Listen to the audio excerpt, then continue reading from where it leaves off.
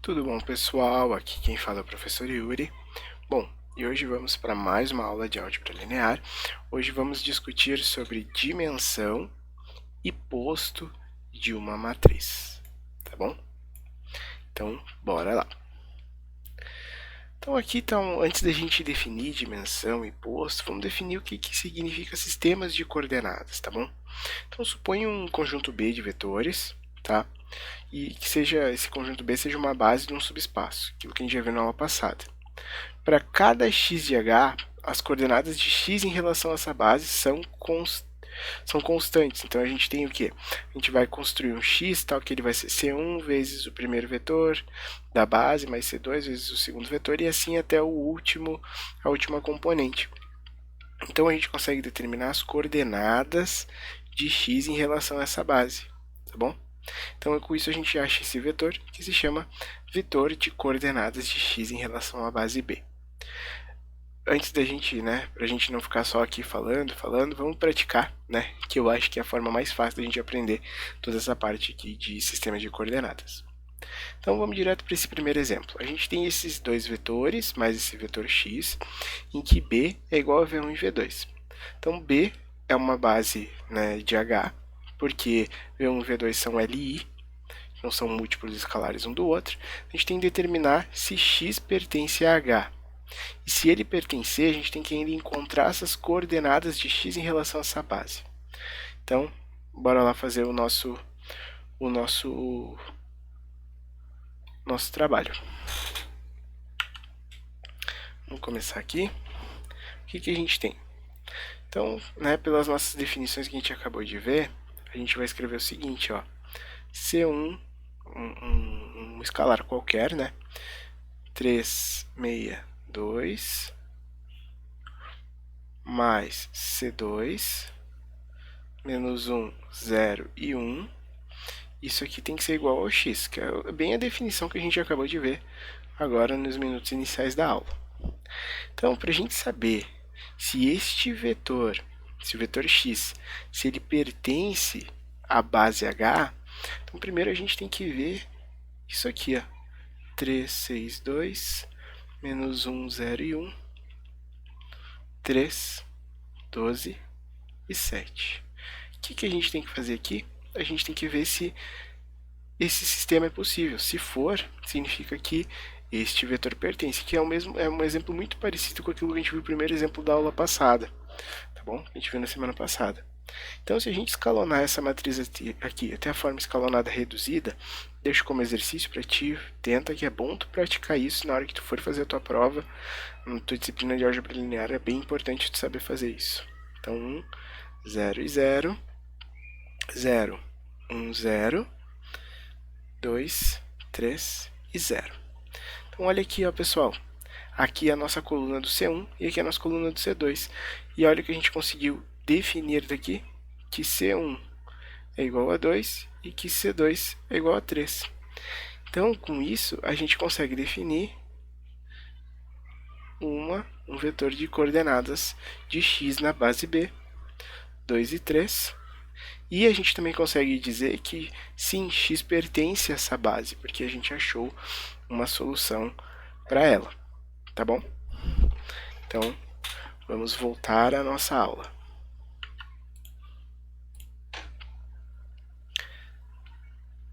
Outro conceito muito importante é o conceito de dimensão de um subespaço. Dimensão é propriamente dito como o tamanho, a quantidade de componentes que tem dentro deste subespaço. Então, dimensão de um subespaço, não trivial, aqui faltou, é denominada, a gente chama de din H, dimensão, é o número de vetores em qualquer base para H. E a dimensão do subespaço trivial, o que eu quero dizer com subespaço trivial? O subespaço do espaço nulo é definido igual a zero. Então, o que acontece? A gente tem esse exemplo aqui, certo? Se a gente for ver qual é o vetor, qual é a base do espaço nulo, isso aqui é um exercício da última aula. Volta lá, eu vou deixar aqui em cima para ti, mas dá uma olhada. Lembra que a gente escalonou isso aqui, fez todas as sequências de contas e chegamos nisso aqui. na forma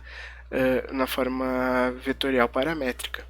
O que a gente tem? A gente tem que x2, x4 e x5, né, eles compõem o x1 e o x3. E aqui, ó, quantos são os vetores que fazem parte do vetor nulo, né, que fazem parte da base do vetor nulo? 3 vetores. Então, a dimensão do espaço do vetor nulo é igual a 3, tá bom? Mas volta no exemplo lá e aí tu vai entender um pouquinho melhor. Então, para a gente praticar aqui, ó, antes da gente seguir, temos a definição de posto também. O que é o posto? O posto de uma matriz, a gente denota por posto de A, é a dimensão do espaço das colunas. Então, vamos fazer um exemplo. Vamos fazer o posto dessa matriz aqui. Lembrando que o espaço de dimensão das colunas é o espaço de todas as colunas pivôs. Então, o que a gente vai fazer? A gente vai escalonar esta matriz. Se a gente fizer a sequência de escalonamento dessa matriz, que eu já fiz, mas eu deixo para ti como exercício, tu vai chegar no final neste resultado. 2, 0, 0, 0, 5, menos 3, 0 e 0, menos 3, 2, 0 e 0, menos 4, 5, 4 e 0, 8, menos 7, menos 6 e 0. Tá bom? Então, a gente tem esta coluna como pivô, esta coluna como pivô e esta coluna. Então, a primeira coluna, deixa eu botar aqui, colunas pivô, para a gente lembrar quem são. Então, colunas pivô, a gente tem quem? A primeira coluna, a segunda coluna e a quarta coluna. Certo? Então, o que acontece, ó? A base do espaço das colunas de A é igual a 2, 4, 6 e 0 da primeira coluna, 5, 7, 9 e menos 9 da segunda coluna,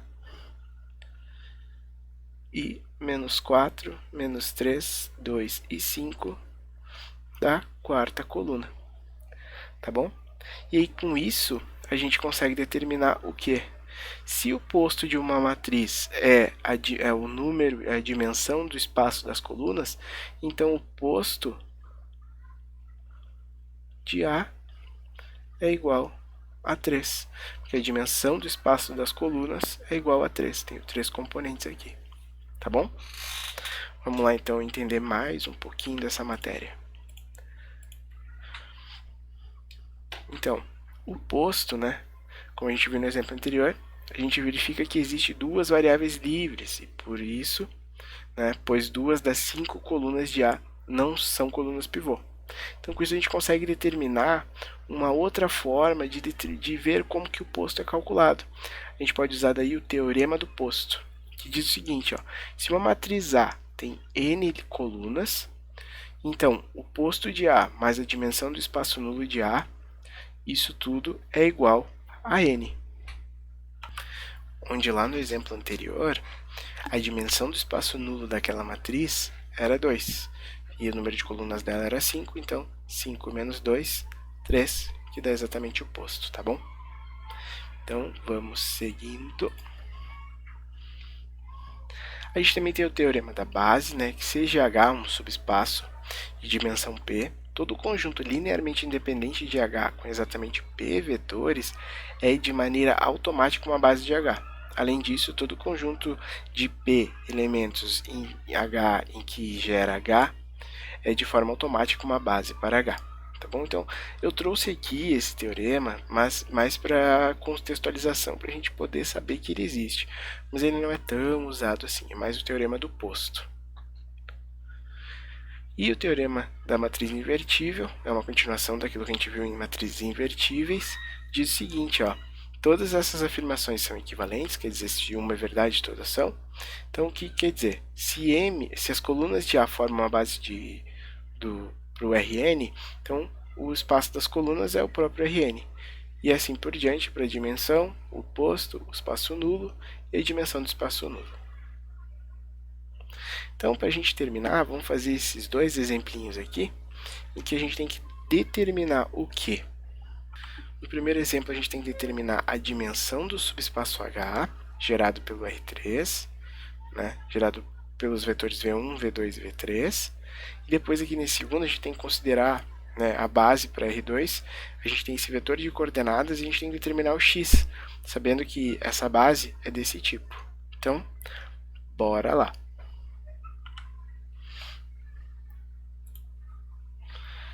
Então, beleza. O que a gente tem aqui? Para a gente, né, determinar a dimensão do subespaço gerado por esses três vetores, vamos primeiro gerar a matriz, né, resultante, que é 2 menos 8, 6, 3 menos 7 e menos 1, menos 1, 6 e menos 7.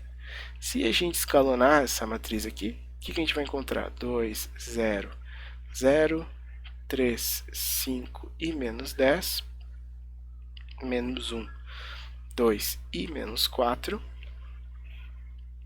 E por último, a gente tem o quê?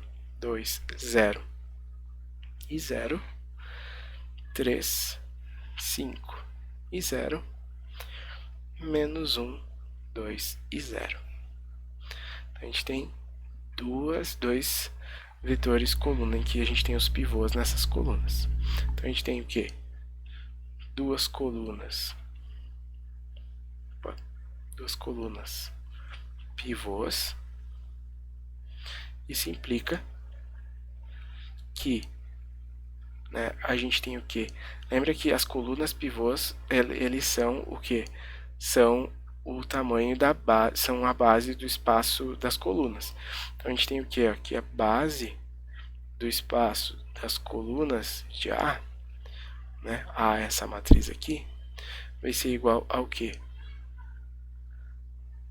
2 menos 8 e 6 e 3 menos 7 e menos 1. Tá bom? Então, como a gente tem duas colunas pivôs, isso implica que a dimensão do espaço das colunas de A é 2, né? Tem duas matrizes ali. Dos vetores, né? Desculpem. Então aqui a gente tem que achar o valor de x, né? Dadas essas coordenadas de x na base B, sendo que a base B é essa. Então, a primeira coisa que a gente vai escrever, x é igual a 3 vezes um C1 mais 2 vezes um C2, que é a definição aquela que a gente viu. Este cara aqui, ó, é o C1 e este cara aqui é o C2. Então, vamos trocar o C não. O C vai confundir a gente, porque os C são esses caras que a gente encontra aqui naquele exercício anterior. Vamos chamar esses caras aqui de V. Então, a gente vai ter o que? 3 vezes um V1 mais 2 vezes um V2, em que esse cara aqui é o V1 e este cara aqui é o V2. Então, isso aqui vai ser igual a 3 vezes 1, 0,2 mais 2 vezes 0,2 e 1. 0,2, eu escrevi errado aqui. E 1. Se a gente for fazer essas multiplicações, a gente vai encontrar o que?